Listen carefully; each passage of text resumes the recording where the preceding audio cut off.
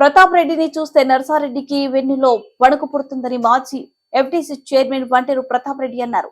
ఈ సందర్భంగా గజ్వేల్లోని స్థానిక కౌన్సిలర్ ఉప్పల మెట్టయ్య స్వగృహంలో ఏర్పాటు చేసిన విలేకరుల సమావేశంలో మాజీ ఎఫ్డీసీ చైర్మన్ వంటేరు ప్రతాప్ రెడ్డి మాట్లాడుతూ 100 రోజులలో కాంగ్రెస్ పార్టీ జిల్లా అధ్యక్షులు తుంకుంట నర్సారెడ్డి చిట్టా బయటపడుతున్నారని మాట్లాడేటప్పుడు జ్ఞానం ఉండాలన్నారు. నేనే తలుచుకుంటే వెన్నులో వణుకు పుట్టిస్తానని, నా ముందు 10 నిమిషాలు నిలబడే దమ్ము లేదన్నారు.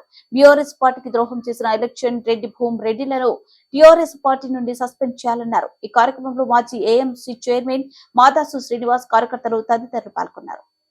ఎలక్షన్ రెడ్డి పోటీ చేయడం వల్ల ఆయన గెలిచింది.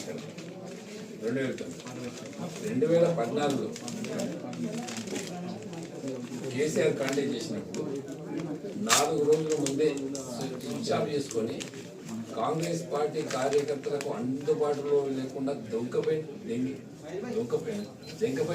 దొంగెవరు కాంగ్రెస్ పార్టీ కార్యకర్తలకు కూడా అందుబాటులో లేకుండా దొంగ ఎవరు?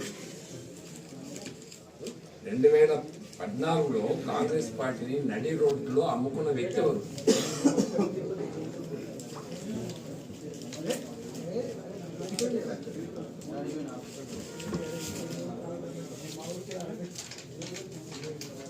దళారి 2014లో కాంగ్రెస్ పార్టీని నమ్ముకొని దళారి వ్యవస్థతో డబ్బులు తెచ్చుకొని కాంగ్రెస్ పార్టీకి ద్రోహం చేసినటువంటి ఫస్ట్ ద్రోహి కాంగ్రెస్కి ఎవరైనా ఉంటారు నర్సారెడ్డి.